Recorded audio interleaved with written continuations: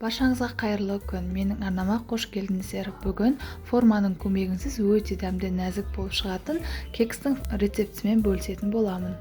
Өте жұмсақ, дәмді болып шығады. Міндетті түрде жасап көріңіз. Видео ұнаса, астында тұрған подписация белгісін басып қойыңыз. 3 жұмыртқамызды алып, үстінен ерітілген сары майымызды қосамыз.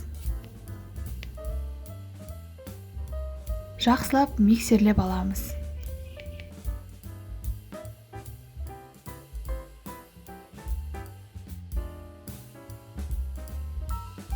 Үстінен қоюлатылған сүт, яғни сгущенкамызды қосып, жақсылап араластырамыз.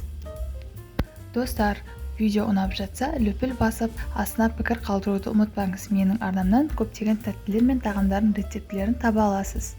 Міндетті түрде тіркеліп алыңыз.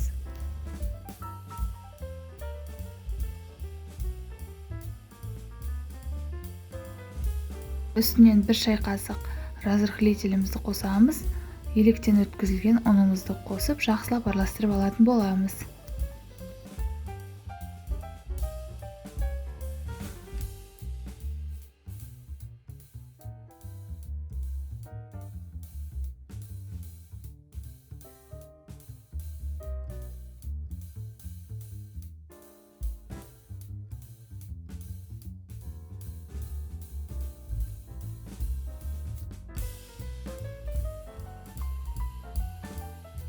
Біздің тестамыз осындай массада шығады.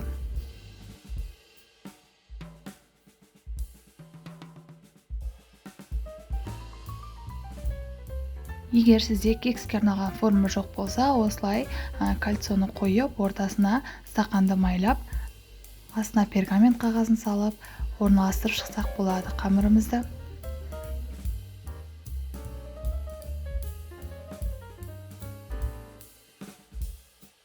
Қамырдың барлығын салып шыққаннан соң, үстіне қалауыңыз бойынша мен мейіз салдым. Мейізді салып, жақсылап араластырып жібереміз.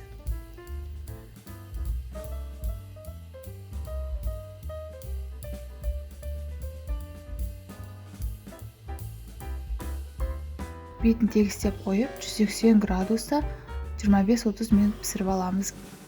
Суығаннан соң бетіне қалауыңызша шоколадпен немесе қант ұнтағымен әрлесеңіз болады. Осымен біздің кекс дайын, өте дәмді, ерекше болып шығады. Менің сүйікті пирогтарымның біріне айналары сөзсіз. Ерекше, нәзік, ауызда еритін кекс болып шығады.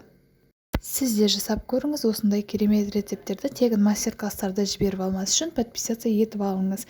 Астарыңыз дәмді болсын. Сіздермен болған Мадина.